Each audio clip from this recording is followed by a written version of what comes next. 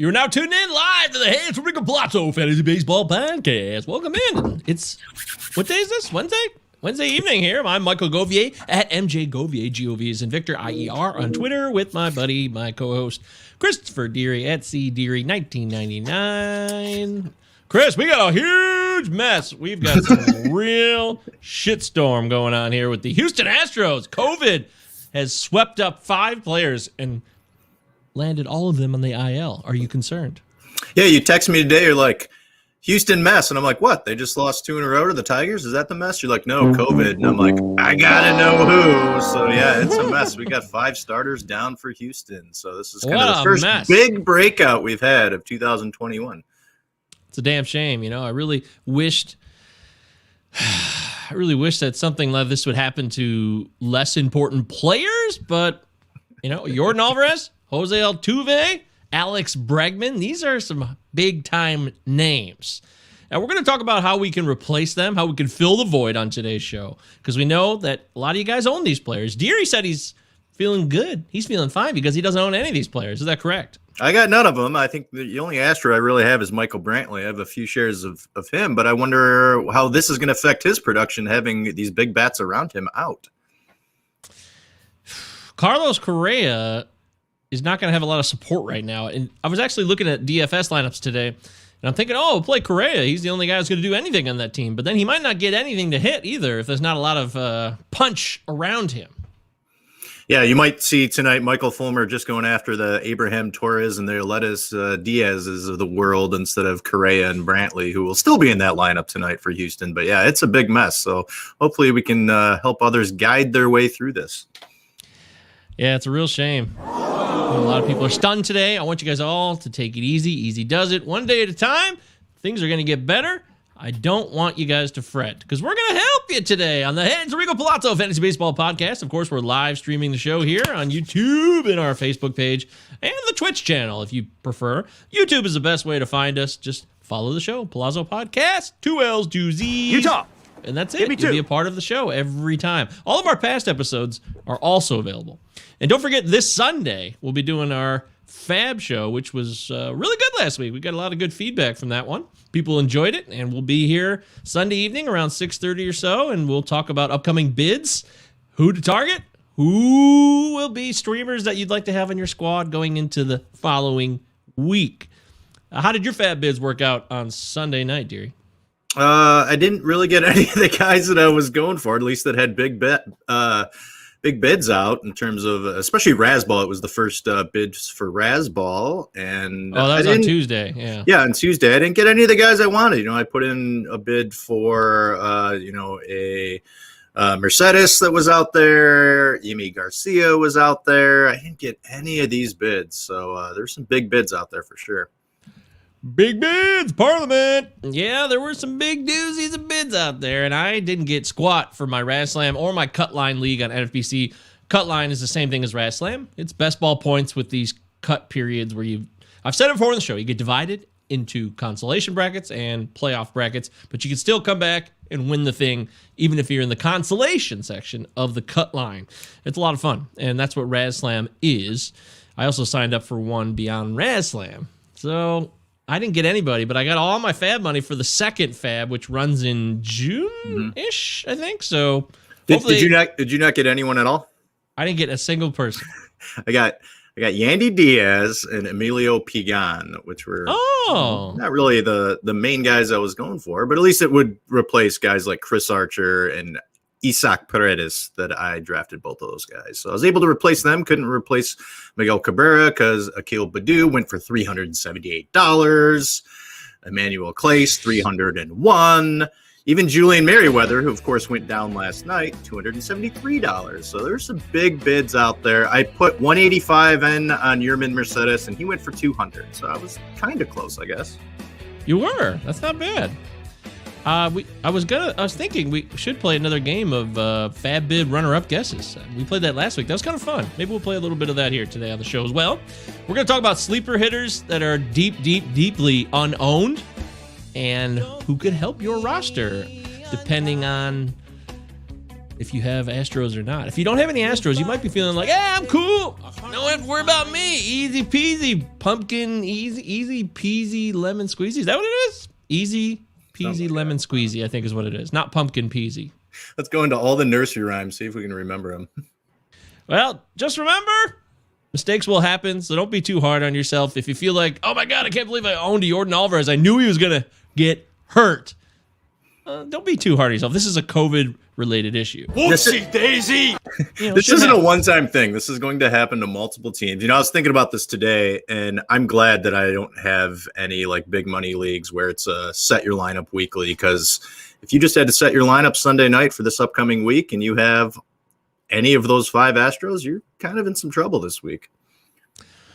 Yeah, that's true. All right, well, don't forget it's the Pallazzo Podcast. Pallazzo Podcast at protonmail.com. 2 L's, 2 Z's. Pallazzo Podcast on Twitter and YouTube and Facebook page we have. You are all welcome to join all of those. Anytime. Give me 2. Don't forget about that. Deary, let's say thank you to those that have been a part of the show with some Belvedere tunes, a little bit of housekeeping. We've had a busy week already with Astro stuff going on. We got Detroit Beasties in the house. Good evening, boys. First time coming across the show. What up, Detroit Beastie? Welcome in. You are definitely part of our Detroit crew. Me and Deary are local Detroiters. So we welcome you to the show. If you have any questions or concerns, let us know. I live in Livonia, so why don't you come on by sometime? Over off Wayne Road. Stop on in, Detroit Beastie, and say hello. Deary lives in Ann Arbor somewhere. He's a little more harder to find. So, for me, though, I just wanted to say, hey, everybody's been participating in the Pallazzo Invitational. Keep up the good work. Do not get down on yourselves. I know that, it seems like, oh boy, I'm in last place. I might suck. That's me. Wasted. Are you in last place now? No, I think I'm in 13th or 14th place. It's been like that since the beginning. Yeah, no, but the people who are in the Pallazzo Invitational, remember, we want your trophy ideas. So housekeeping-wise, please give us your trophy ideas. Send them in to us. Pallazzo Podcast at protonmail.com, or DM us on Twitter, or just DM me personally or Deary personally. Let us know what's going down. We need ideas. We want to have a mega badass trophy. And if you're going to bring it, well, we will make it happen. We'll pick a winner. We need like 10 or so examples, I think. Maybe 10 ideas. What do you think, Deary? How many ideas do we need that we could go with? As many as we can get. I mean, I'm not someone who's built trophies in the past, but we want to make it funny. We want to make it, something that aesthetically looks great and something that you can hang on your shelf and be proud of for decades to come. Yeah, fucking ain't right. That's what I'm talking about. Detroit Beasties in Macomb County, by the way. That's a hike. That's a hike from you, Deary. That's a long ways away, but I've been out there. I've been out in Macomb County. Used to have a bonfires at a good friend's house. Man, it seems like a long time ago. We used to have some good times, but COVID took everything away. Detroit Beastie, we hope you're well, and we thank you for joining the show. This is what it's all about. If you got an idea for a trophy, Detroit Beastie, even though you're not in the Pallazzo Invitational, you could submit it. Pallazzo Podcast at protonmail.com or Pallazzo Podcast on Twitter, 2L2Zs. Hook us up, dog. Make it happen. I don't say dog very often. By the way, if you're new to the show, that's pretty unusual for me. I apologize for that. Look at this. We got an idea already. Do a trophy of a nude Altuve getting a garbage can smashed over his head. That's fantastic. That's the first idea. That's in the definitely. Now we're piling on Altuve because he's got COVID right now. Oh, yeah, that's kind of sad. Sorry, COVID, buzzkill. Yeah. Thank you, Detroit Beastie. See, this is what you get. You can interact with the live stream, have a good time, and you can give us ideas on trophies. I love it. I think there's a lot of Astros fans who might think that's uncool for us to make a trophy of a nude Altuve getting a garbage can slammed over him, but I don't know. I kind of dig it. I'm kind of down. Thank you, Detroit Beastie. Very impressive. That's number 1 on the board right now. Naked Altuve on top of the trophy. That's going to be hard to top, but like you said, if you think you can do better than Detroit Beastie, then bring your best idea forward. Do not hesitate. We really want this to be a cool trophy. I mean, you not only win the money if you win your league in the Pallazzo Invitational, you also will win a sweet trophy. And we want to say, well done. Guess who's in first place still? Or he was in first place, he dropped, and now he's back. It's good old Richard Sands. Oh, Sands is up there now. All right. Sands has got 498 overall points. He's up 13 points on second place. Mark Kiefer, who is at 485. And by the way, Mark Kiefer, I want to say thank you for the great DFS advice. Mark Kiefer has a killer primer about DFS. It's 7,000 words. If you go to his Twitter handle, it's pinned to the top of his feed. He wrote a 7,000 word manifesto about everything he's learned from DFS. He's played for many, many years. I strongly, strongly advise, if you are new to DFS and you don't know what you're doing, you don't want to pay a shitload of money for a sub, which I understand, then check out Mark's manifesto. It's free. Check out Mark online. His Twitter handle is, what is it? Mark Kiefer or something, I assume? Come on, we got to know these off the top of our head, right? I should, yeah. At Mark_Kiefer, Kieffer. So please follow Mark. He's full of high-stakes advice. He knows fantasy baseball. And we are all better off because of Mark's experience as a high-stakes player. And he also has his own podcast, Roto State of Mind. So please listen to that. Mark, trying to prop up people we like and who are part of our community. All right, Deary, let's get into leading off.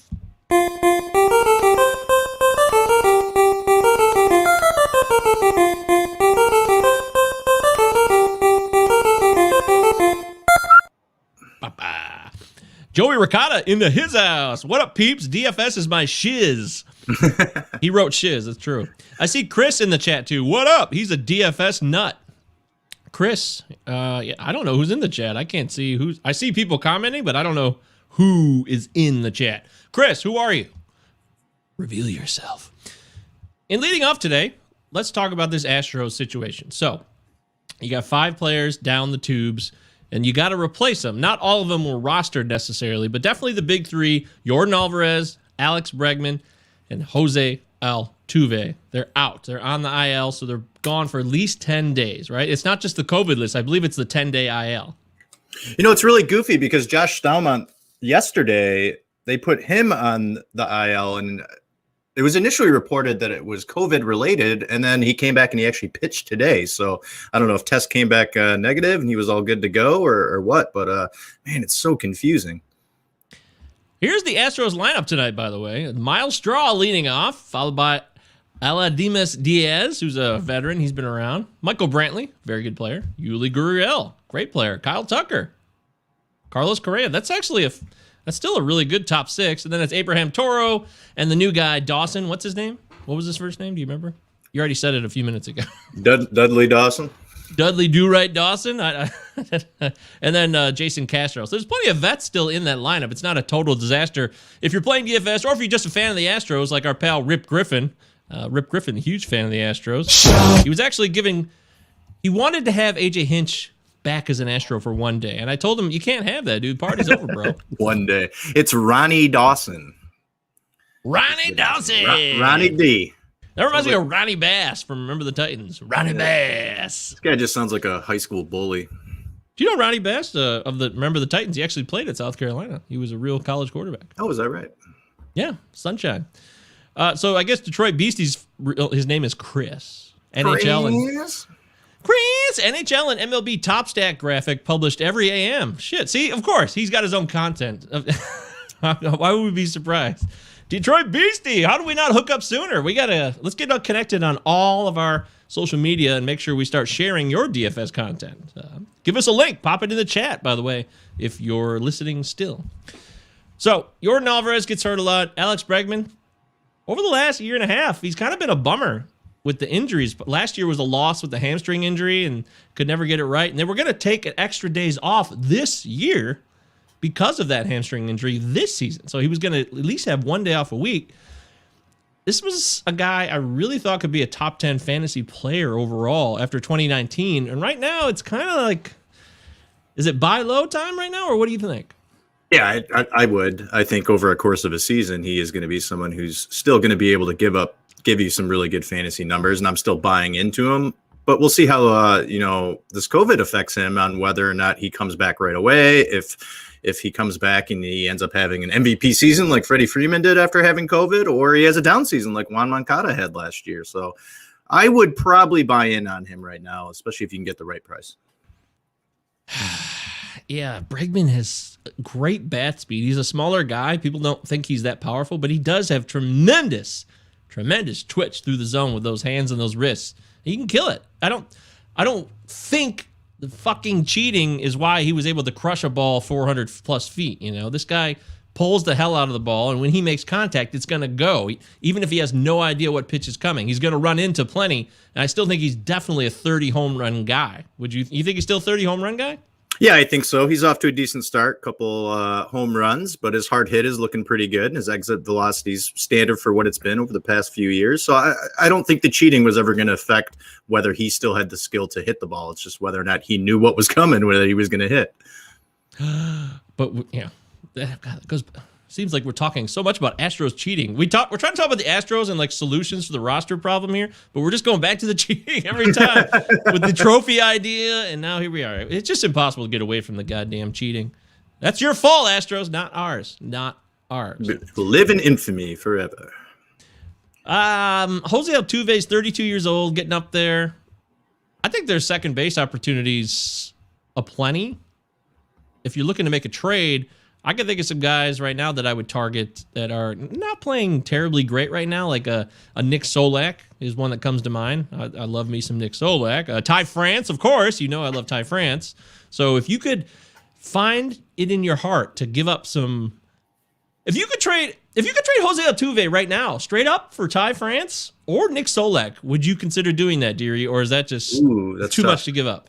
Solak's off to a rough start. He does have a couple swipes, which is good. I said he had 3 RBIs yesterday. He's been cold. You're right. Yesterday he broke out on my bench. He finally broke out. I finally played him a couple days ago in one of my leagues, but then in another league I didn't play him last night. He does have a couple swipes already, which is good. I said he had the potential to have 15 to 20 steals. He's going to still be batting probably 6th or 7th in that Rangers lineup, but if he heats up, maybe he moves up. And the Rangers have been an interesting team. They're a team that's been crushing the ball, or they're just, dead one night. But I believe in Solak. I would possibly make a deal, maybe not straight up, put a couple other guys into that deal if you want to ship out Altuve.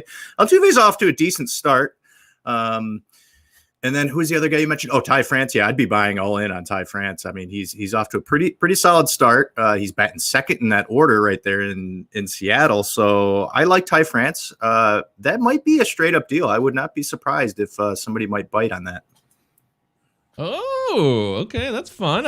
Ty France has been on like 7 of his last 9 appearances, 7 of 9 games. He had like a really solid OBP going here in terms of walk percentage and getting on base. So that is why they have him at the top of the lineup. I know it's only 11 games. He's got a 408 OBP. That's pretty good. That's nice. He's had 5 walks already, and he had 5 walks all of last year. So I know he only played, in 20 games last year, so that's not really fair, but still, that's 5 walks in half the amount of games already. I knew this guy would grow, and that's an example of it.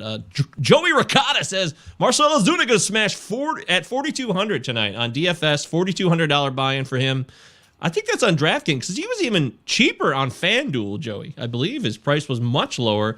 I played him on my FanDuel lineup tonight, so I really love hearing this. That makes me feel good. He says he also didn't even know who Adolis Garcia was before yesterday, but I have him in more lineups than anyone should feel comfortable with. Yeah. I believe Adolis, do you have any idea who Adolis Garcia is, Deary? Any idea? Yeah, he's a shortstop. Oh, what team? Wow. He's not with the Reds anymore, is he? He used to be with the Reds, right? Am I thinking of the same guy? I don't know if he's a hitter. I know that much.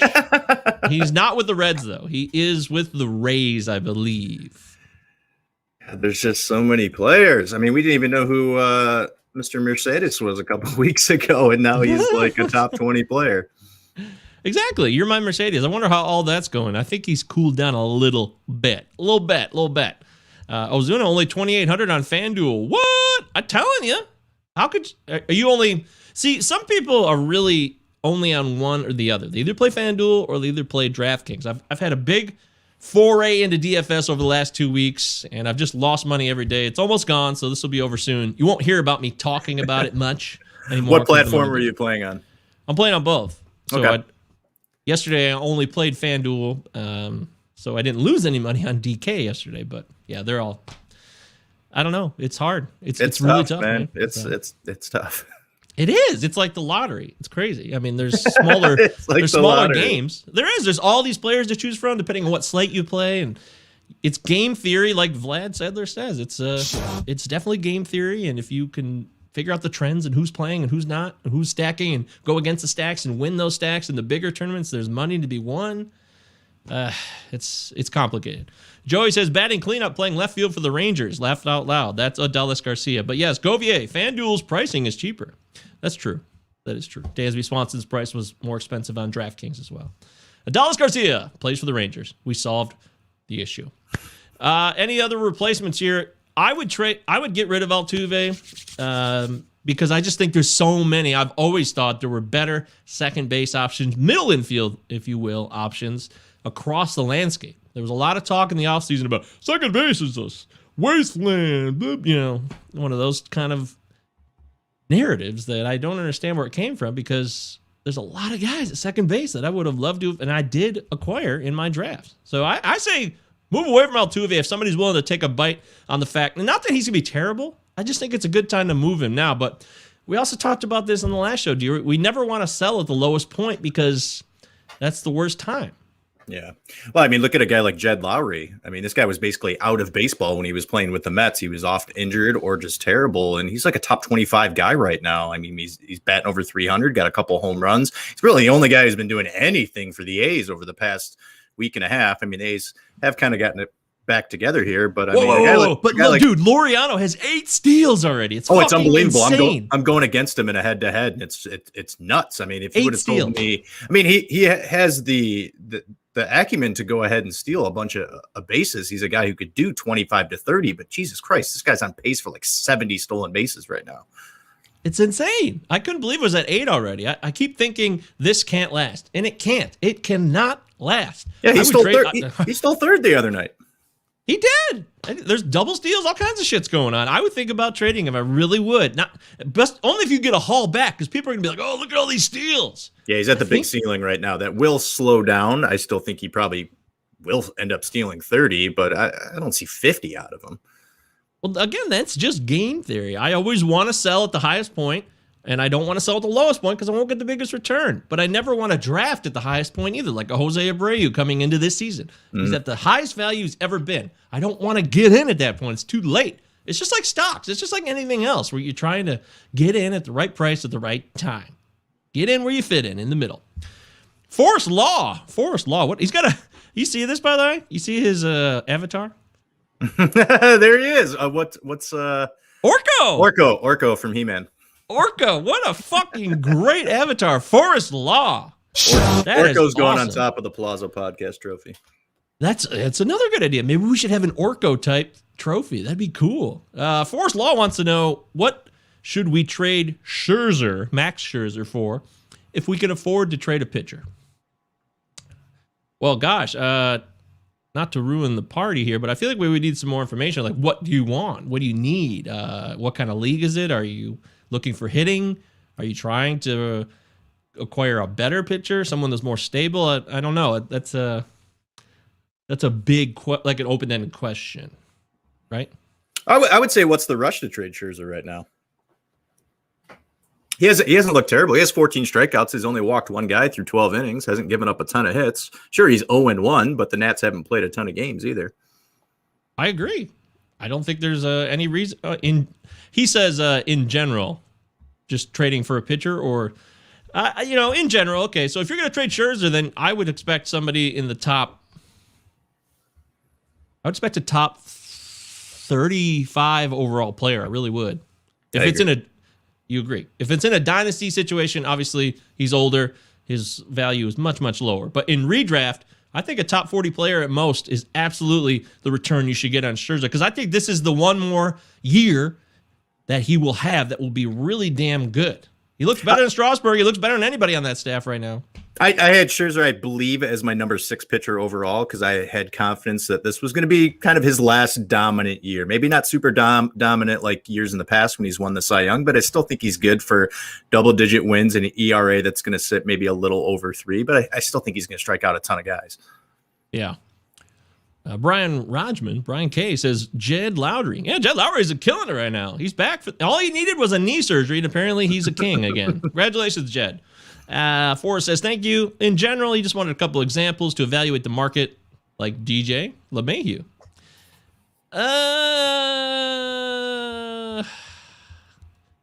Boy, I got to say, dearie, with COVID and all these issues with injuries, I think having a guy like DJ LeMahieu is even more valuable this year. Because you can, I was putting together my weekly lineups on Monday on it, and I have DJ LeMahieu on one team, and I was like, oh, thank God for this guy, because I could put him in middle infield, corner infield, first, second, third. I could put him in so many spots where I could fill other holes, and that's really valuable right now. I did that in one of my home leagues where I doubled up like 3 picks in a row, where I went Nick Solak, Ian Happ, Gleyber Torres, all that can play anywhere in the middle infield, and then Happ and Solak also have outfield eligibility. I think it's really important if you are in a league, especially that maybe you don't have many utility spots or you don't play corner infield, middle infield. You know, I could put these guys in 3 or 4 different spots and really help me out. Love it. I love it. If you're going to trade Max Scherzer, I would try to get somebody maybe like a Vladimir Guerrero Jr., in redraft, of course. I assume we're talking redraft. So in redraft, aim for Vladdy. If someone's still doubting it, like, I don't believe that this Vladdy Jr. breakout is finally going to happen. It's going to happen. It will happen because he's talented. And I would ask for a lot for sure. Yeah, he gets it now too, though. Vladdy gets it. He got in shape not only because it was what was best for him, it was part of the overall process of understanding what it takes to be the best in this game. It's a whole mental adjustment, a completely different perspective, and he's done that. So that's somebody I would consider. I would trade Scherzer for Guerrero. So what was the knock on Guerrero the last couple of years? It's been ground ball, that he doesn't hit the ball in the air too much, but through 10 odd games, ground ball percentage 42%, fly ball percentage 32%, a little up from what it was last year. Now what's up higher this year than it was any of the time that he's been up in the majors is his home run to fly ball rate, which is 22.2%. So he's starting to lift the ball more, and his line drive rate is what I really, really love. So guys that hit line drives like a Vlad Guerrero is absolutely beautiful. And he's hitting the ball to all parts of the park right now too. So I think he's due for a really good season, off to a pretty solid start. That'd be a nice guy to target for a Scherzer. What about Anthony Rendon? You know, he's hurt. He got put on the IL recently after a game that was really out of hand. They lost 14-1 to the Blue Jays after a rain delayed the game. Would you trade Scherzer for Rendon? That's tough, man. Groin injuries are difficult. You don't always come back from those right away. And, you know, it's difficult when you're on the base pass. You know, you could tweak that at any moment. And, you know, I mean, he started off decent through his 8 games, you know, nice walk rate, which is something he's always been able to do, put one out of the park. And he's playing for an Angels lineup that is just mashing the ball right now. I absolutely love the Angels, but I would be really wary about trading for a guy that has any type of leg issues right now. So I'm not someone who wants to trade for someone who just went on the DL or has something lingering. So I would probably stay away right now. I really dig that lineup, though. So I would consider doing that because I think Rendon, although Rendon does have a lot of injury history in his past, things that can be chronic. And if a groin could be chronic, then maybe you're right there. Maybe that is a fair point. I think I would, though. I think I would trade Scherzer for Rendon just because I love that Angels lineup. Not only because of the Ohtani-Trout power connection, you know, the mega powers, if you will, but Walsh is really good. Upton, I think got hurt today, though. That's the bad news, so maybe he's out. There's other guys in that lineup I dig, and I think that's not just the 2-man, you know, it's not the gruesome twosome. There's a whole crew of really talented players in that lineup. And the Angels, you know, you said the Angels make the playoffs in our preseason show, and they all got off to a 7-3 start before they lost today, so that looks 10 games in the season, man. You look like a genius, dear. Well, if that offense can stay healthy, the pitching's been pretty decent so far. And if the back end of the bullpen can hold serve here, I think the Angels are going to compete. I mean, the West is not playing that great of baseball right now. I mean, the Astros were off to a hot start. Now they've lost 2 in a row to the Tigers, and they got a bunch of guys on the COVID list right now. So maybe they're going to come back to earth. A's are starting to play a little bit of better baseball, but that's going to be a wild division all year. Hold on to your butts. Gonna be a doozy. Marcell Ozuna already struck out. That's not a good start. That's okay, Joey. These things happen. I gotta say, the Forest Law is bummed because Andres Jimenez is getting benched so much. It makes him want to puke. And I don't want you to puke, Forrest. But there's other people that feel your pain. Brian says, yeah, I hear you. And he's batting 9th. There was a lot of excitement. Even our guys, and I hate to do this, but a Rotosaurus Pals, like Dave McDonald's like, this is Jimenez the guy. He's the guy. And it's been complicated. I don't think it's been that clear cut for Jimenez. Because the spring training, everyone's like, dude, he's getting all playing time. He's locked in. What happened? Well, I think they're kind of feeling everybody out. It's kind of the same thing the White Sox are doing. I thought Andrew Vaughn was going to be starting, 3 out of every 4 days, and he's only started like 3 games. He's in the lineup tonight, but he's not getting a ton of run either. I think they're taking their time with some of these rookies, and they want to give everybody an opportunity early on just to get them some playing time and see what's going to stick. So I wasn't in on Jimenez yet. I got to wait and see. It's more of the stolen bases I like, the possibility of stealing 20 to 25, but I couldn't buy in yet because I haven't seen enough at the major league level. Yeah, all right. Okay, all right. That's cool. I can dig that. I respect your opinion. That's why we do the show. It's the Hey, it's Enrico Pallazzo Fantasy Baseball Podcast. We're part of the Roto Fanatic Podcast Network. Please check out all the latest and greatest. Every Sunday, Mike Carter, Mr. Doctor, puts out closing remarks. It gives you everything you need to know on every bullpen in all of baseball. And with another guy like Julian Merriweather getting hurt yesterday with apparently a lingering hip issue, which went down, that's just another example of where you need to be ready and prepped as much as you can to pounce on the next guy in line. So maybe we'll see Jordan Romano bids go back up again this weekend. Who the hell knows? But you'll hear about it on our show this Sunday at 6:30. Don't forget the Fab Show Sunday nights. We're here to help you with all of your decisions on the waiver wire, Fabs, streamers, and more. I didn't mention our catch of the day. I got to get that. Our first catch of the day. I got to give it to, it's just obvious. I got to give it to Ronald Acuna. He is the catch of the day. He's the catch of the week. He's the catch of the season. Did you see what he did to beat out that grounder to short on a routine grounder? Got the infield hit on Sunday night against the Phillies. Did you see that? It was unbelievable. He should have been out by 2 steps, and then camera pans over to the first baseline, and he's already there. Ohtani did something like that. I believe it was last night. That was very similar. Routine, hard hit ground ball to shortstop, and you beat it out. Just elite speed from Acuna. He was slow starter in those first 4 games like he was last week, and he's just been on fire this last week. He's not striking out at all, and the Braves offense is really starting to get it going. So I was looking at Freddie Freeman's another guy who hasn't really been doing that great, but his BABIP right now is like ridiculously low. It's like below 100. So he's hitting it. He's just getting bad luck. But Ronald Acuna, man, the fire starter at the top of that lineup. If you got him, he is your horse all season long. I obviously have a share of him in my keeper league. I love Acuna. He's got 3 stolen bases already, a few home runs, 12 runs already through 11 games. So all those projections from the start of the season with Acuna are starting to come true. He's batting .429. So this guy's already on pace to be player of the month in the National League. It's just so exciting. I know you already love him. I already love him. Everybody loves him. He's so damn entertaining. He's the most entertaining player in baseball. Honorary mentions for catch of the day. Wilson Ramos. Wilson Ramos with a double dong yesterday for our Tigers, who look like world beaters in Houston. What the hell? This guy's so old. He's not like dead old. He's 33, 34, but I mean, it's impressive. Yeah, it's been unbelievable. I saw a stat last night. I think the Tigers are second in the major leagues in home runs, and I was just like, what is going on? The Tigers don't score runs at all, but they've heated up these last couple of games. 6 home runs for Ramos. I mean, he's a guy who's, the last 7-8 years, he's a double-digit power threat at the catcher position. I have a few shares of him because, you could get him way late in drafts.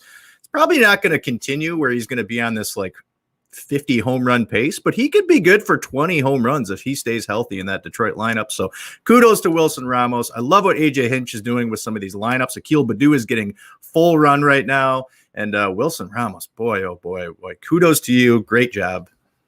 Genius, genius, genius. Very, very impressive. I don't say. Even Grayson Griner hit a home run in this series, though. So everybody is just walloping the ball. And Akil Baddoo, I played the Akil Baddoo song. We already mentioned him early. Every time I say his name, the song's got to come on. He inspires us all. Rookie of the Year. That's what I said in this song. Akil Baddoo, Rookie of the Year. You really think, Deering, that this guy could actually be the Rookie of the Year? Or are we not going to be talking about him by June? I swear, like every time he comes up to bat, I'm singing this damn song. But do. I mean, I love the Police song. It's always been one of my favorite Police songs. I love just like I'm walking around the house singing the song, and now like my wife Christina's singing it too. And like I said last night, I'm like, hold on, we got to turn up the TV. Badoo's up. It's must-watch TV here in the Steery household. And hey, look, he's getting the at-bats right now, which I love. He's getting the start in center field. Jacoby Jones is down by the wayside. Victor Reyes, he's kind of a spot starter. It looks like Badoo is getting all the run out there in the outfield. We'll see if it keeps up, but I really like that swing. He's aggressive. He's got some speed. Maybe he comes back to earth a little bit, but you got to remember, this guy was a big-time prospect with the Twins. Tigers pick him up in the Rule 5 draft. I don't think it's a Chris Shelton flash in the pan type deal. I think he can give you some value right now. It's funny because last week I'm like, we'll wait and see. But if he keeps this up and keeps doing what he's doing, I mean, ride the train with him. Tribe has spoken. There it is. Okay, dearie. Hey, I'm just going to follow you on this one. I want it to last as long as it can. He was a second-round pick, so who knows? The Twins are bitter. He's only 22 years old. Yeah, they're bitter that they let him go. Now that suddenly all this stuff's coming up. Nobody talks about Akil Baddoo all offseason, and now that all these tweets are rolling out like, hey, the Twins let him go. Stupid. But hey, that's life here in the big city. And of course, one more honorable mention, Adam Duvall. Adam Duvall does what Adam Duvall does. He shows up one night and hits like 1 billion home runs and 10,000 RBIs, and then he goes back into the dugout for 3 weeks. Maybe he'll do it again in May. He'll hit, he had a 3-homer game last season, and he had like 10 home runs in like a very short amount of time. In a 6-week head-to-head season last week for the regular season in fantasy baseball, Adam Duvall was perfect because I had him in almost all of my leagues that I scooped up like that first week. I'm like, throw this guy on the bench, and he just goes off. Like, he'll never do this for a full season. I mean, he had some decent years with the Reds, but the guy has power. He'll run into one and go on these streaks where 2-3 home runs a week, and it's just nuts. So Adam Duvall's getting scooped up in a lot of leagues right now. Yeah, but it's not going to last. It never does. No, but if you're in a head-to-head league and you want to win a week, yeah, pick him up. You should have picked him up yesterday, and then, nobody could have predicted that. It wasn't like they were going up against a terrible team. The Marlins were taking on the Braves, pretty good team. So, Brian K says, hopefully not a David Ortiz situation with the Twins, referencing Akil Baddoo. That would be very painful for Twins fans to see what David Ortiz did in a Red Sox uniform for many, many years. So. Akil Baddoo, Hall of Famer. Akil Baddoo, Hall of Famer. In Detroit, we need some luck like this, man. We haven't had it in a while. We've got the last 5 years have been very difficult as Tiger fans, and it's Tigers need a little bit of luck, and they need to start building offensively because they got this great young pitching staff, but I mean these guys that are hitters, Riley Green, Spencer Torkelson, these guys are a few years away, but we have someone performing who's really young on the roster right now, so I'm gonna champion it all day right now. Yeah, there's no need to poo-poo it whatsoever. We should be thrilled, happy, and grateful for this experience. And I know as Tigers fans, we are enjoying the good times. Let the good times roll. What about bullpens, dearie? As we wrap up leading off, bullpens are a mess. And apparently Jake McGee is the greatest closer in baseball. He's got 5 saves already. 5 saves, which is more than 3 teams combined. I don't know what to think of bullpens. I feel like we're going to talk about this every week. Last week I was champion Emmanuel Clace. He comes in the other night. Class A. Is it Class A? Class A. Yeah. Clace. Yeah, Class A sounds about right. Emmanuel. He's not Class A though. He's definitely MLB worthy. And then he comes in the other night, and it's too bad because he came in an extra inning game where the guy's on second base. So that's already like pressure when you're up. And he blows the game, and then who gets the save last night? Mr. Karinchak comes in. Well, that was because he'd worked a couple games in a row, though. So that's not really.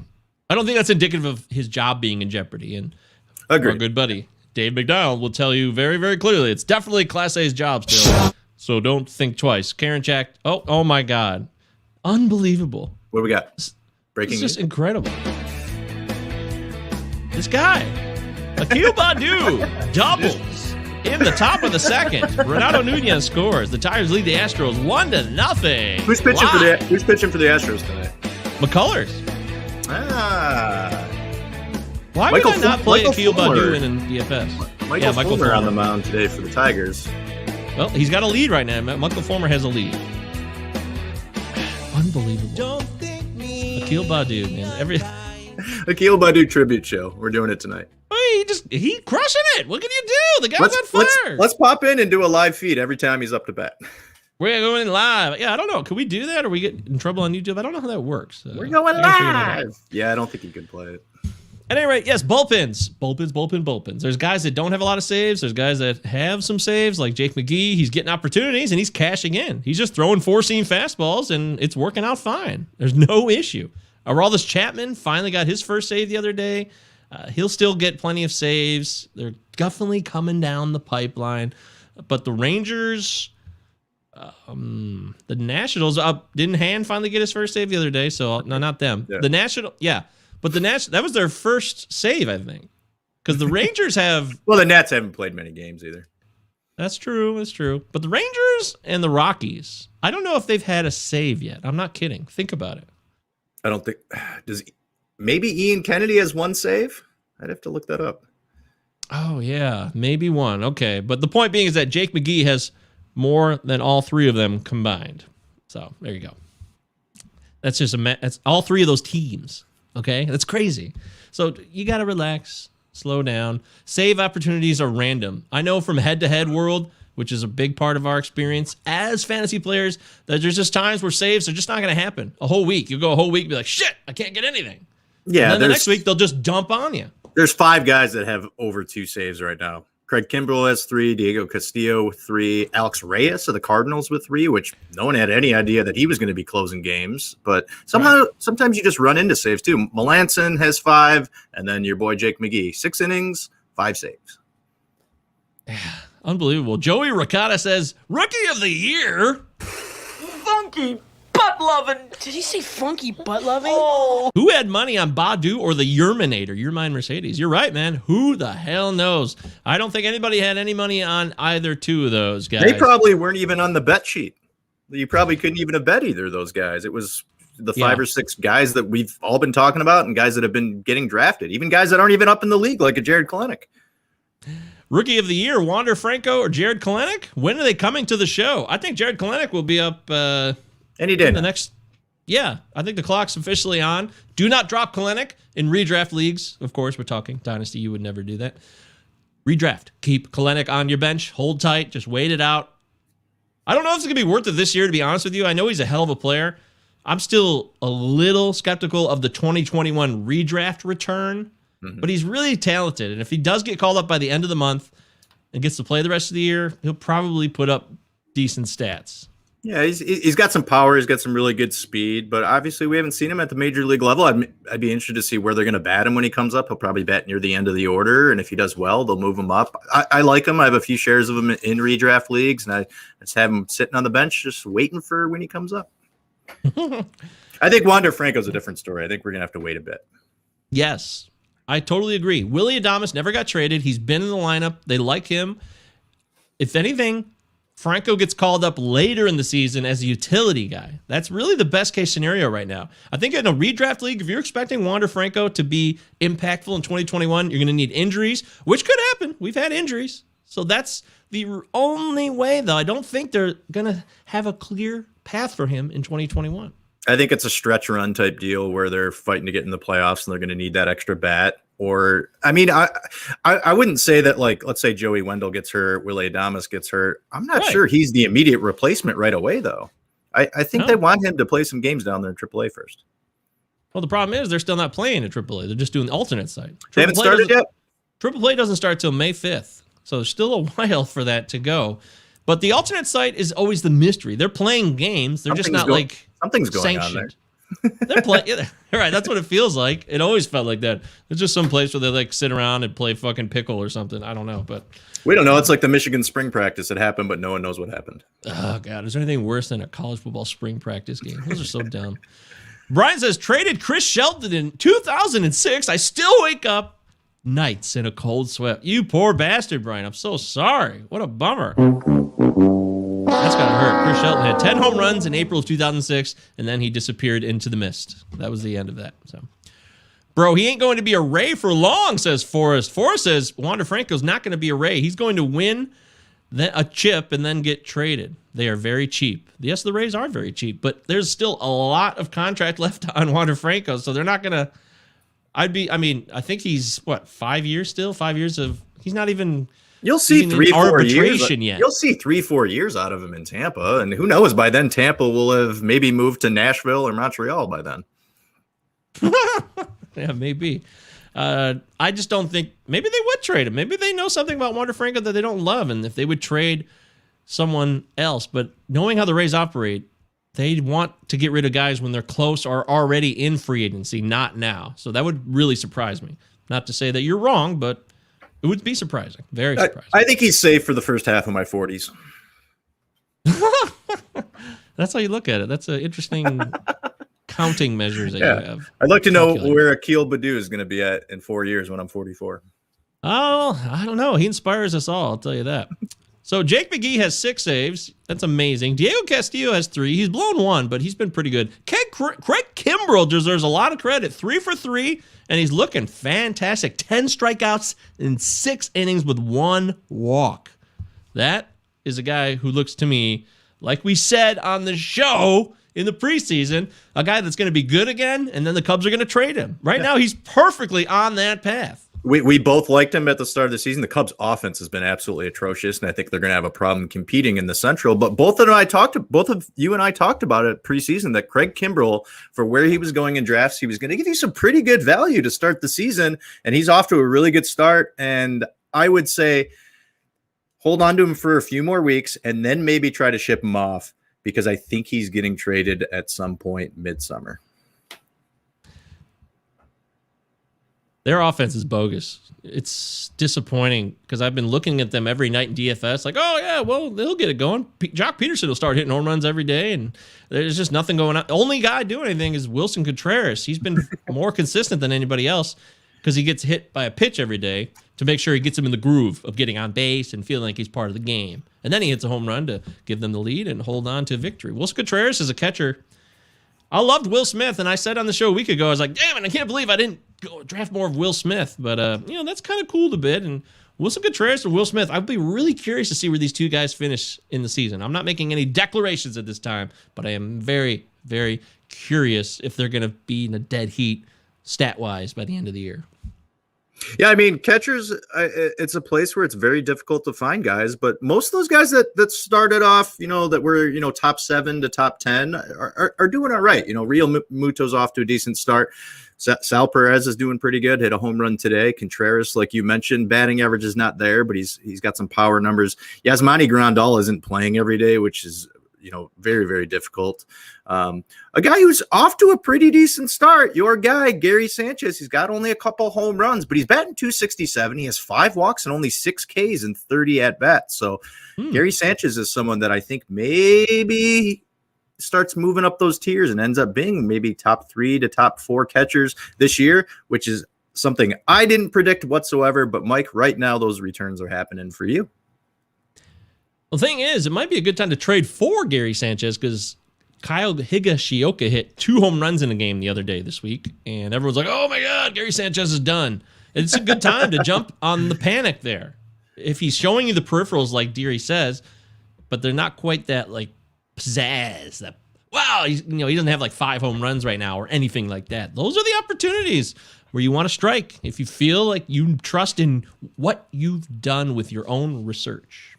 I would say keep an eye on it. It could be something where over the next week, maybe he has a rough week and then, the value goes just down a little bit and maybe you can go scoop him up because there's not many guys that are catchers that are going to have the power. And I said at the start of the season, if he could end up batting 230, 240, not strike out as much, the power's there. He's going to hit 20 to 25 home runs and has that opportunity to be one of the best catchers in fantasy.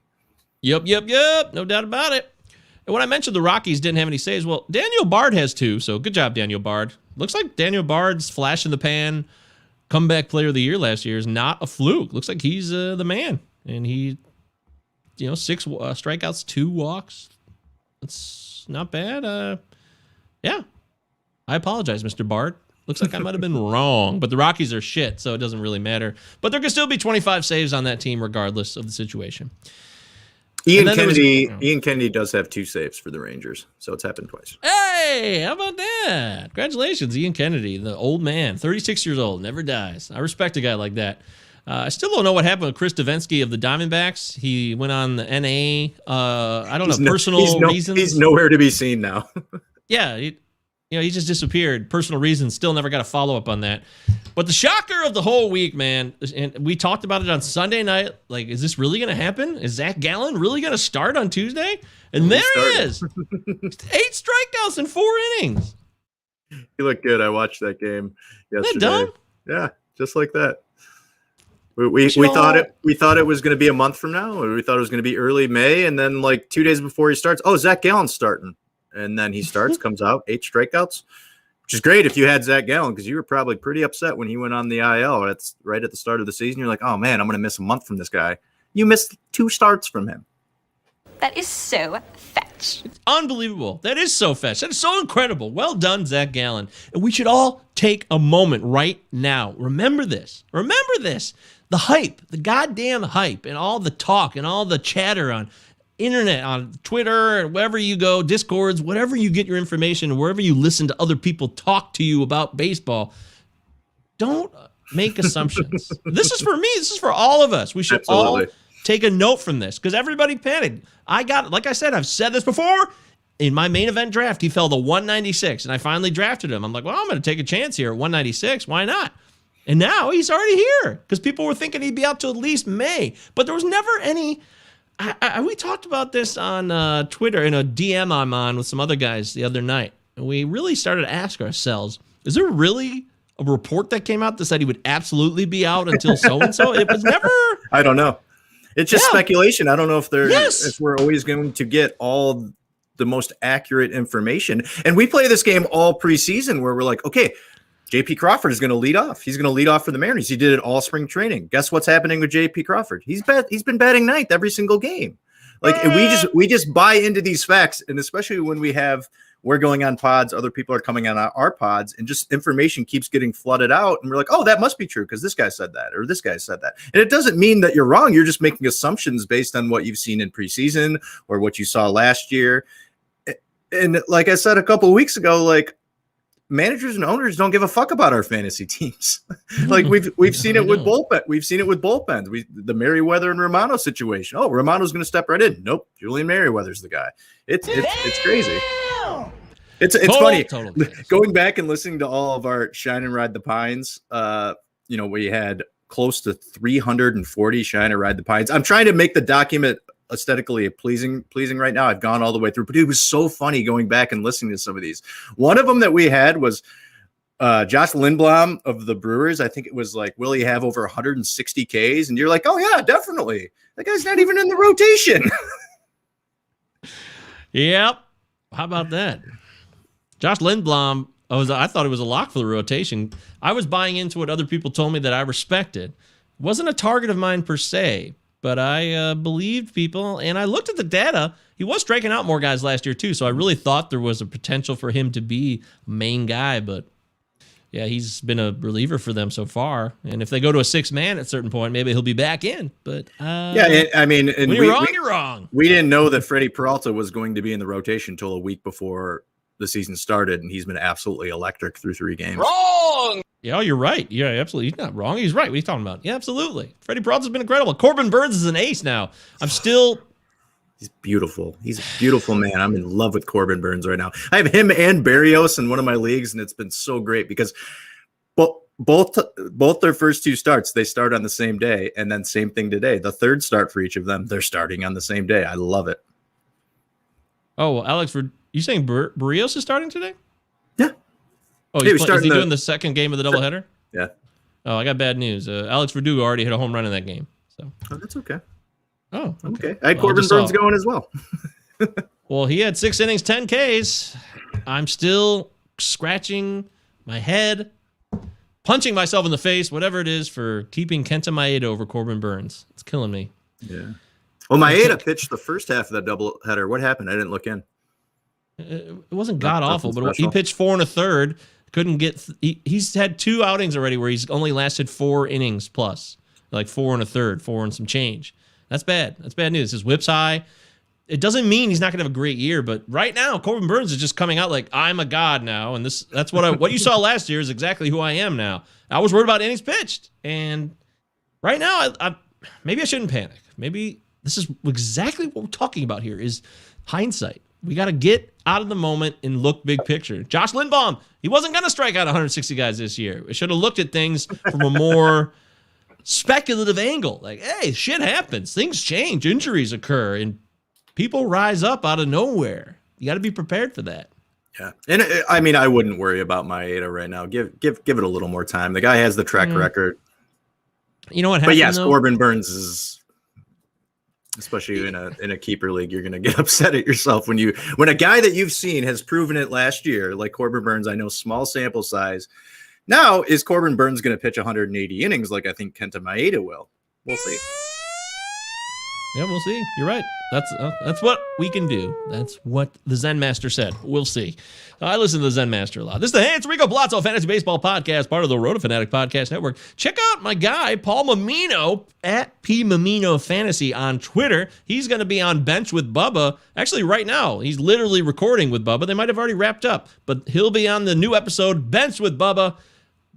Bench with Bubba podcast. Paul Mamino. Don't miss it. Follow Paul. He's very, very wise. We also have 2021 stats are now available on the Data Monster. Very cool stuff. The Data Monster has the 2021 stats as they've happened so far. Also, we have historical stats going back 5 years.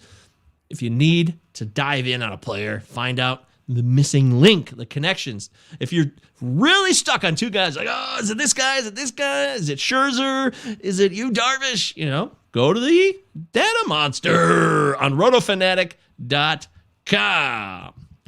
All right, dearie, let's talk sleeper hitters. It's bedtime. Let's play a lullaby tune. Why do they call them sleepers? Like, they're sleeping and they're going to wake up? Is that what it means? I was thinking about this a lot. I didn't come up with it. Sleepers. So, like, they're sleeping right now. When they wake up, but they're yeah, I don't get it. I don't know who came up with that, but at any rate, we're talking guys. Maybe 10% is too low. Maybe we could put it 20%. Oh, you change it now. You change it just now. That that makes things a little different. I don't know. What'd you come up with? Well, I was just looking at guys that are under 10%, and there wasn't much to like. I think I made a list of guys, and I was just like, I don't like any of these guys. I mean, and most of them were guys that are getting, limited playing time right now, or they're in because there's an injury. Okay, but still, if they can provide instant value right now, why not? We can go with it. We can go with under 10%. We can go 20. I mean, just update to the 20 if you want. But give us the first guy at least that was at 10%. You already did the work, so give me one guy. Brett Gardner's been getting some playing time. He's played in 8 of their games so far. Real nice walk rate. Clint Frazier's off to a really, really poor start. And if Brett Gardner can continue to be a solid left-handed bat for them, they batted him 3rd yesterday. He's not going to give you a ton of power like the 1 year in 19 where he hit 28 home runs, but the guy's a solid bat. He's going to get on base. And if he's going to bat near the top of that lineup, Aaron Hicks has been out. He's been sitting out these last couple days, personal preference of kind of his own little protest of what's going on in Minnesota. So he's been sitting out. Brett Gardner's getting some run right now. So we'll see how many at-bats he gets throughout this week. But this is a veteran guy who can give you a little bit of value. He's got a little bit of speed, so we'll see if they move him on the base pass. But Brett Gardner's a guy that I think you could scoop up right now for free. Yeah, God, Brett Gardner is just that annoying guy who's always there. He never goes away. He's like a rash. He's just there, and you can't get rid of him no matter how much calamine lotion you put on it or whatever you do. You can't stop this guy. He will always be a part of baseball. In 5 years, I bet he's still in the league. Seriously, 5 years. He'll still be with the Yankees, too. It's like, this fucking guy never leaves. I would like to go with Josh Rojas. Now, you guys might be saying, ooh, that sounds like a bad idea. Josh Rojas, he is owned in 10% or less of Yahoo leagues, for example, right now. And it seems like 3 weeks, it just seems like a minute ago, it was just party time. Josh Rojas, the first fab run was Josh Rojas mania. It was total chaos. People were like, "Oh my God, Josh was Rojas! leading I off. gotta, yeah." I mean, I could pull it up right now. I could go to my own leagues and see the bids that were put in for Josh Rojas. And people had to have this guy. He was the heir apparent. He was the next guy. He was crushing spring training.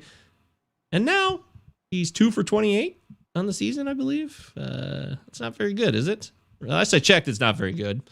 A 188 average, OBP even. It's just god awful. No homers, no RBIs, no steals. I mean, you can't do any of those cats if you don't get on base. But with injuries, you got Altuve on the IL. You need a second baseman to pick up. It's worth a flyer.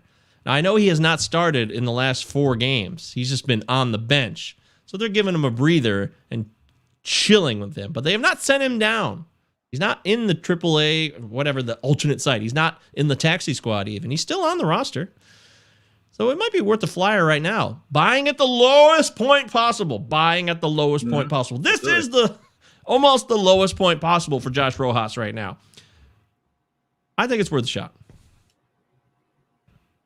Yeah, I think so. Obviously, he was a hot name a week and a half ago. He was leading off, and everyone was like, "Oh yeah, he's gonna be great." And then he off to a poor start. But we're talking about guys that you're getting for free right now, and projecting for them to maybe get a hot start going, and maybe crack the lineup and get more at bats for Rojas is a guy who did really, really well in spring training, and he earned that spot for the Diamondbacks. He was leading off a couple games, and now he's kind of fallen by the wayside, but this is where you scoop him up because he's going to have the opportunity. There's a reason he's up with the big club, giving him some time off right now. I think if he comes back, he's going to give you some value. These are guys that you're picking up for free. For free. All right. How about another hitter who is very, very, very, very low owned? How about a guy that's almost 0% in most leagues? He did get scooped up in a couple fabs. Williams Astudillo. Hey, La Tortuga! Yes. This guy he looks like Bartolo Colon. He is a thick man, but he's played in 7 games so far. He's getting some opportunities at third base with Josh Donaldson out. I talked about Josh Donaldson. The guy's going to be injured all year long, whether he comes back or not. When he comes back, he's probably going to hurt the lower half of his body again. I think it's probably over for Mr. Donaldson. Astudillo can also catch. He's caught in a couple games in the past, so hopefully he'll get some opportunities there. But through his 18 plate appearances, he's smacking the ball pretty well. He's got 4 RBIs. He was batting kind of 6th, 7th area for the Twins, and the Twins is an offense that I really, really love. If he continues to get some opportunities, the guy will have a chance to rack up some RBIs for you. He's not a guy who strikes out very much, but he's also a guy who doesn't walk very much. It's very interesting. So it seems like he puts the ball in play a lot. 412 BABIP right now. Every time he's hit the ball, it's been a base hit because he has a 412 average, which is just unbelievable. But he's a guy you're scooping up free right now. He's going to have some opportunity to play third base. Maybe he catches a few games. So keep an eye on that. Keep an eye on what's going to happen with Josh Donaldson and his calf or groin or whatever he has going on this week, because it's always seems to be something new each week. But this guy is a guy who's had some opportunity before and has performed decently well. So I think he's a guy that could give you a little bit of value right now. Well, isn't Donaldson's back today, right? He's back on the scene. Correct. That's a very exciting news, isn't it? Woohoo! Yay! Yeah, hopefully he performs well this week, Donaldson. And then if you have him in fantasy, go ahead and trade him, please. Brian says that dude slid into first base to avoid a tag, and he was safe. He was safe. I saw that highlight. God, there's so many fun highlights. That was one of the best ones. I was amazed by Ronald Acuna beating out a routine grounder to short. But then I was even more impressed by the fact that La Tortuga made it happen. It was incredible. He slid under the tag at first. You never do that. He also slid I believe it was leg first. It wasn't head first either. He was safe.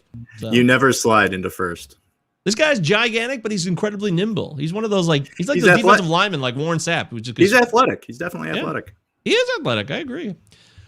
This may seem like I'm stuck on the same last name, but it's not. Trust me, I'm not just looking at in alphabetical order. Miguel Rojas of the Miami Marlins. Miguel Rojas is 32 years old. He's been around a bit, but he's sneaky, kind of consistent. He's just always there. He's playing every day. They like him there. They have not put Jazz Chisholm there, for example, at short. He's been playing some second, but Miguel Rojas has been in the lineup almost consistently, nonstop. and he's got a couple steals. He's making some decent contact. He's not crushing the ball. I mean, the StatCast numbers, you won't go to a StatCast page and be like, wow, oh man. But he doesn't strike out. This is the thing. He's really, really good at not striking out. He's elite at not striking out. So that's a good thing. Guys like that, hard to come by in today's major league game, is it not? So I would definitely take a chance on Miguel Rojas, who for some reason on Yahoo again, 6% owned or less. I mean, that is there's enough value here that you should definitely be plugging him into your shortstop situation or your middle infield or whatever the positional opportunity is that he can provide for you. Because the Marlins, I mean, they crushed the Braves, like we said yesterday, with 14 runs. The offense is underrated. It's undervalued. And I think Miguel Rojas is a guy who fits that category. Excellent. I like it. Anybody else? Oh, man. Let's go for a guy who's at about 14-15% across most leagues, and that's Brandon Crawford of the Giants. He does have 3 home runs already. He is only batting 171, but his BABIP is 125 right now. He's a career BABIP of 294, 303 last year. He's a guy who can give you double-digit home run power. The Giants' offense, I kind of like. They're off to a decent start right now. They're over 500. They're playing pretty good ball. They got some other options there that can help out Crawford around there. But this guy's a veteran. He's shown that he has 15 to 20 home run power in that bat.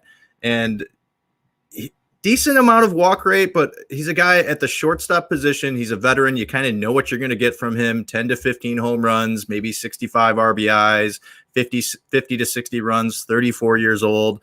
But he's a guy that you're scooping up, because not many people have him right now. If you have some issues with shortstop right now, I think he's someone that you could come in and he could plug in at the right spot. He's a left-handed bat in the right situation against the right-hander where the statistics come out and the projections where he has a favorable matchup. Go ahead and scoop him up and plug him into your lineup, because I think he might be able to give you some good help right now. Yay! Woohoo! How about Renato Nunez of the Detroit Tigers? There it is. This guy's 4% owned or less on Yahoo leagues. 4% less. Oh, this guy hits home runs. He's a 30 home run hitter. That's what he does. He's already got 2 this week. He's crushing the ball. Miguel Cabrera is on the IL. Opportunity has presented itself, and now he's cashing in. And the fact that he took the minor league deal and stayed with the team when they initially did not have him on the opening day roster, he's back in no time. 10 games later, here I am. I'm back hitting home runs, doing what I do.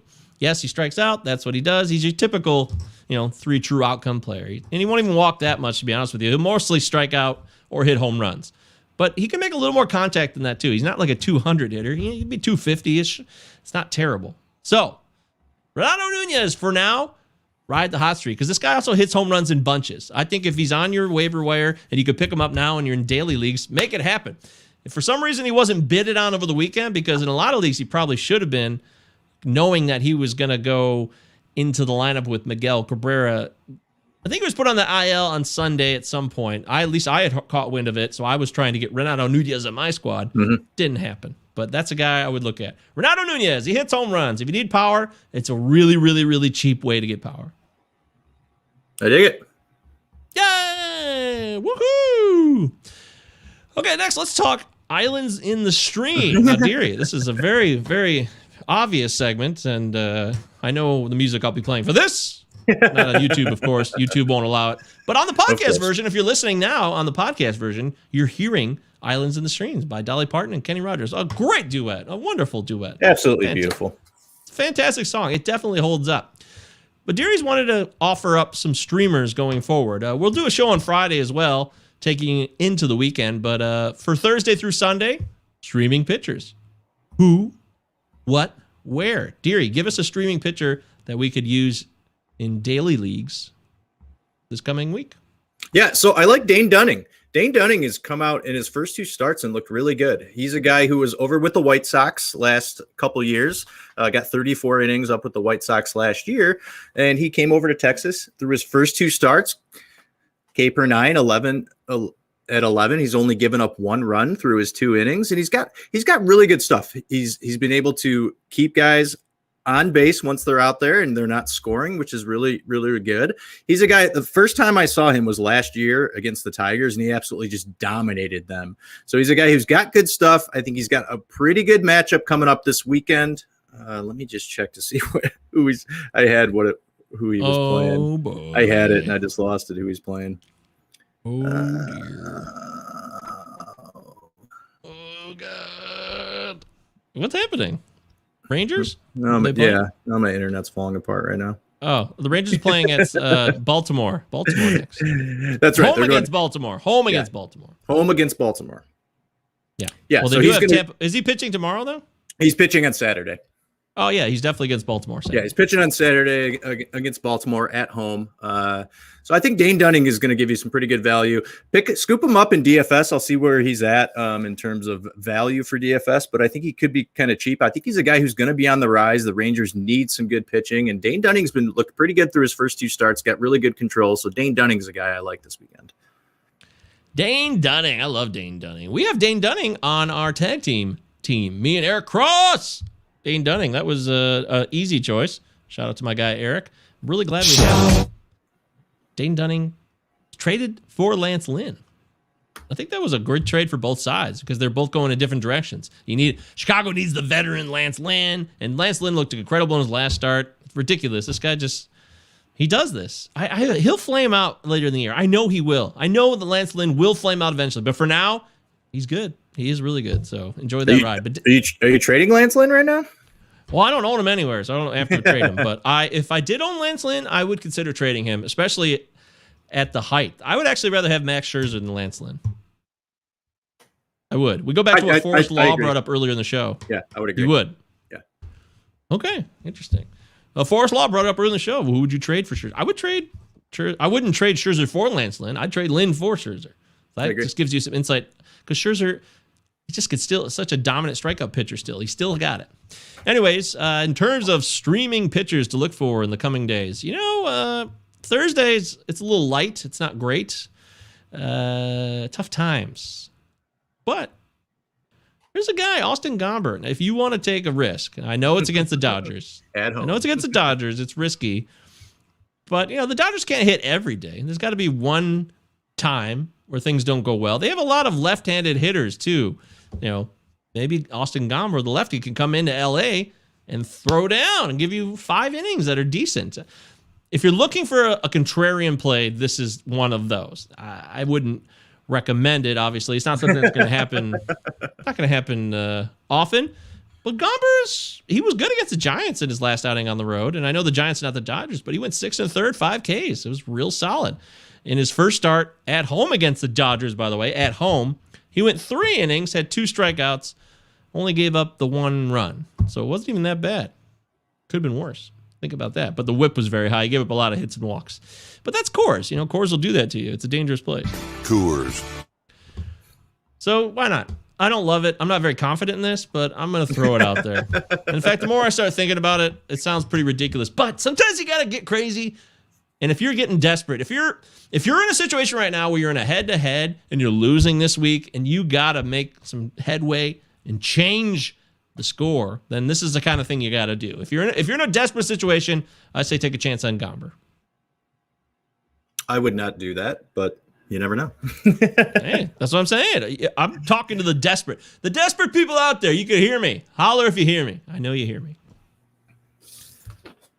Any other selections, dearie? Yeah, I like Matthew Boyd on Sunday against Oakland. So Boyd, through his first 3 games, he's looked pretty good. Looked really, really good against Houston the other night. Only gave up 6 hits and only 1 earned run. Start before that, gave up 3 earned runs to Minnesota. And then opening day against Cleveland, only gave up 3 hits and through 5 2/3. He's going against Oakland this Sunday. Oakland has been a mess offensively. All they seem to be doing is striking out. Matt Chapman has 18 strikeouts already through 44 ABs. Mark Canha's got 11 strikeouts. Piscotty's 10 strikeouts. Sean Murphy, 10 strikeouts. So Matt Boyd, I think, is going to have an opportunity to get probably 7 or 8 strikeouts against Oakland. If Olsen is healthy and he plays this Sunday, I think he strikes out Olsen a couple times. And what's been great about Matthew Boyd is he only has 1 walk in the last 2 games that he's started, and that's 13 2/3 innings. So I think Matt Boyd is a really, really great play this weekend against Oakland. Here's my only question is Boyd a streamer, though? I guess percentage ownership-wise, he's probably still on a lot of free agent wires, I suppose, yeah. I mean, he's been better right now, at least starting the year with a really surprising couple of starts. So I figured he might be gobbled up. But if he's available, sure, yeah. In a couple leagues that I'm in where, we don't have a lot of bench spots, if you're playing like a 16 or a 12 team league where you only have like 20 to 24, spots on your team, Boyd could be available. So I think he's one that I like. Friday, there's a couple other ones I like. Carlos Martinez, Fultonavich, and Adrian Hauser of the Brewers all are going on Friday. I think those guys have decent matchups, and all those guys are definitely available. Hauser. Yeah, I love Hauser. I was just thinking Hauser. And by the way, Joey Ricotta says, odd game for Charlie Morton tonight. 3 innings, 5 hits, 5 runs, 6 strikeouts, 1 walk. I'm so glad I played Charlie Morton in my DFS lineup tonight. Yay!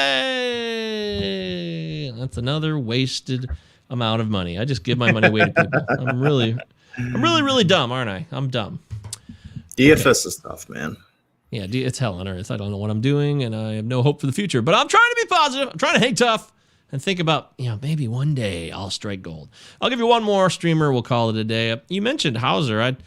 Hauser's a guy who's going up against Pittsburgh. Pittsburgh's been hitting the ball at times, but they've also been shut down at times, and they're coming into Miller Park Friday night. I like Hauser. If you want somebody who's even deeper than that,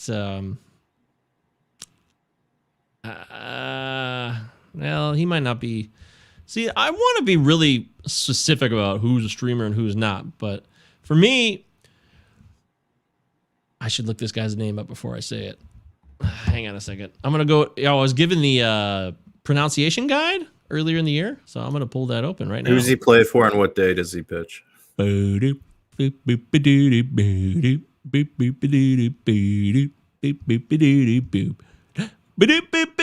here it is. I pulled it up. And, I got it. Huascar Ynoa. Huascar Ynoa. He was electric the other night. Huascar, I like that. Huascar Ynoa. That's cool. This pronunciation guy's tremendous. Thank you so much. Shout out to Chris Marr. Follow him at Baseball Pods. There it is. I never would have guessed Huascar. But anyways, he was electric the other night, like you said. Looked pretty fantastic. Yes, he is a 2-pitch pitcher, so that's always called. It's risky. It's risky, but he's going up against the Cubs, and the Cubs just don't hit very well. It's a day game. It's in Wrigley, and they don't even know who they're throwing because Kyle Hendricks got sick. So he missed his start yesterday. Alec Mills filled in. So who knows? It's TBD for the other side. But I don't care about the other side because I believe in Huascar Ynoa. This guy is electric. He's hardly owned. Certainly qualifies as a streamer. After Monday's performance, it's very, very possible someone already picked him up. But if you have the opportunity to do so and you need a streamer, check your waiver wire and cash in, and you can thank me later. Any interest in Aaron Sanchez this weekend against the Marlins? Sanchez has looked okay through his first 2 starts, pitched 5 innings in both starts, only gave up 2 runs to the Reds and only 1 run in his first start against the Padres. Definitely. Absolutely. I think it's a great call. I think Sanchez is cheap. It could be available, and he's worthy of your time. I don't think he'll blow you up too bad. And it's who's it against? It's against the Marlins, who obviously just is heating up. He is going against Sandy. He is going up against Sandy Alcantara, who was amazing in his last start. But Sanchez has only walked 1 guy so far. He's getting a ton of ground balls, and he's looked pretty good against 2 really, really prolific offenses in Cincinnati and San Diego. So that could be a good flyer on Saturday. Yeah, you want to talk about ultimate flyers? You're talking about Sandy Alcantara. I watched him the other night go up against fucking Pablo Sandoval. Pablo Sandoval's on the Braves. I didn't know this. Yeah. He pinch hit, and he drew a walk. It's long, drawn-out, classic Sandoval walk. He's falling off a bunch of pitches, and he drew a walk in a key situation. Then Alcantara got pulled after that. That was his last chance. It was the 7th inning. Fortunately, he was bailed out, got a ground out on the next hitter, but I couldn't believe it. Like, fucking Sandoval's still around, still causing problems for me, making me mad. Well, yeah. The old Panda ruined our lives years ago. I know. That's what I was saying. I just drove. I respect him. I do respect him, but I do not like him. I don't. But, hey, that's okay. He just pops up on these really good teams and just performs when you need him once a week to pinch it. He does. He does. All right. So there you go. Take it for what it's worth. There's a lot of guys right now that are still providing the groundwork for value and opportunity. And you got to strike in these moments here. like pitchers like Aaron Sanchez or Huascar Ynoa. These are guys that can give you bonus points when other people are not expecting it. If you could have that edge, it's all about the edge. Gain those edges here, there, and everywhere. All right. Well, I think that's it for the show. We covered everything we needed to cover today. We'll be back on Friday. We'll talk about the weekend as it comes up, and then we'll see you on Sunday evening. Sunday, 6:30 p.m. Eastern Time. We'll be on the air talking about fab bids. We'll talk about streamers for the coming week and who to pick up on your waiver wire. We're here to help. We're here to serve the good. We really enjoyed commentary. Forrest Law, well done. Detroit Beastie, we made a new friend from Detroit today. We didn't even know I was out there. I got to make sure I go follow him on Twitter after the show's over. Any final words here, Deary, as we close shop? I'd like Michael Conforto to start doing something because I have shares of him in every fucking league, and he has done nothing so far. So I'd like to talk about that on Friday. The guys that are off to slow starts and whether you buy on them right now or you're selling them right now. Oh my God, we're idiots. Well, we're following. So Detroit Beastie is Chris Robin. That's his name. We're following him already on Twitter, and he has 11,000 followers. Okay, so you're very well known, but we've been following you. We're not smart. We're fools. We apologize, Mr. Robin. Detroit Beastie. Follow him at Detroit Beastie. Ronald Acuna home run. Hey, we just talked about it. Most exciting player in baseball. By the way, there's a website called The Undroppables. That is Detroit Beastie's website. So please go to theundroppables.com. Check it out. Go check that out. He's a local Detroit guy. We're going to support him no matter what. Thank you, everybody. Well done. Don't forget the Pallazzo Podcast. Pallazzo Podcast at protonmail.com. Pallazzo Podcast on Twitter and Facebook. Sub to our YouTube channel. 2 L's, 2 Z's. Utah, give me 2. And that's how we roll.